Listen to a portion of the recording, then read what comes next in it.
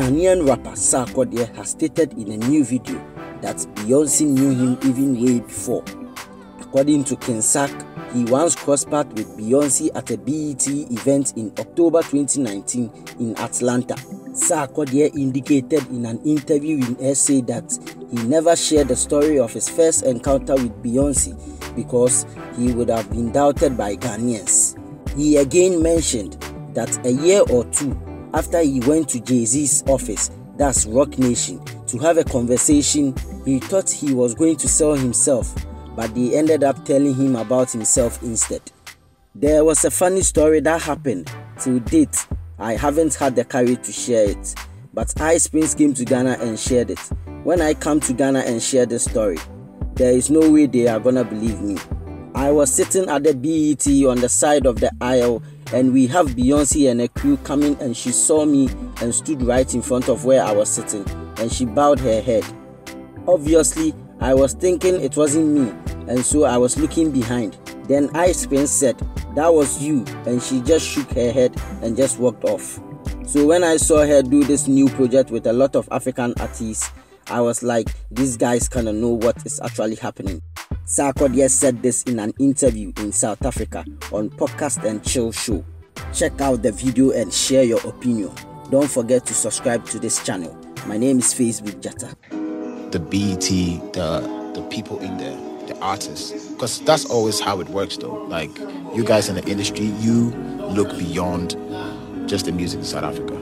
And the citizens, we have to feed them the music. Oh. That's what I meant. So at that point, we hadn't fed the people in America. The music. But then the industry, the media, they knew about whatever was happening here. So when I got there, it wasn't like the Americans were like, "Oh, Sarkodie, I want to take a picture." No, it wasn't like that. It was the beginning. It wasn't like that. It was just the industry knowing you, like an artist knowing you. Yeah. Which artist knew you from America? You were like, whoa, how there was a funny story that happened, and I didn't even to date, I haven't had the courage to share it. Yeah. But then Ice Prince came to Ghana, he shared it. Because when I come to Ghana and share this story, there's no way they're going to believe me. So I was sitting at the BET on the aisle, and then we have Beyonce and her crew coming. And then she stood right in front of where I was sitting, and she was like, this, but obviously I knew it's not me. Yeah. So that's what I was thinking. I was just looking behind. Like Jay-Z's behind me or something. Yeah. Then I was like, no, that was you. Then she just shook her head and just walked off. So when I saw her do this new project with a lot of African artists, I'm like, okay, kind of like these guys, they actually know what is happening. So Beyonce knew you? Wait, I don't want to conclude on that, because it's still. No. But it's not far from that, because what I realized, the more I get into their industry, they know everything that's happening. Yeah. They just don't necessarily speak on it. Yeah. They don't let you know that they see what's happening. Because they're trying to find the source. Exactly. So I wouldn't be shocked that maybe they had an idea what you were doing at that point. Because I go to certain rooms. Because I think a year or two after that, I went to Roc Nation, Jay-Z's office. That's like way before Tidal.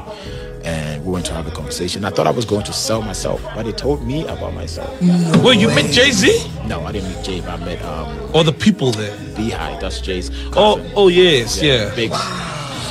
They knew you, dog. Yeah, so they were giving me a whole breakdown of my career. They told me about, I did a show at the Apollo. They pulled that up. They told me about that. They told me about the song I released before I came to the office. And they opened like a screen to show me about myself, right? Even stats that I didn't have. Dude, are you not losing your mind? I'll lose my... I kept quiet because it's good I didn't speak, because I was going there to sell myself. But then these guys were selling me to myself. Like, who's this guy? Exactly. So that's one thing I just realized, that where Afrobeat is right now, I'm not shocked, because these guys knew whatever that was happening.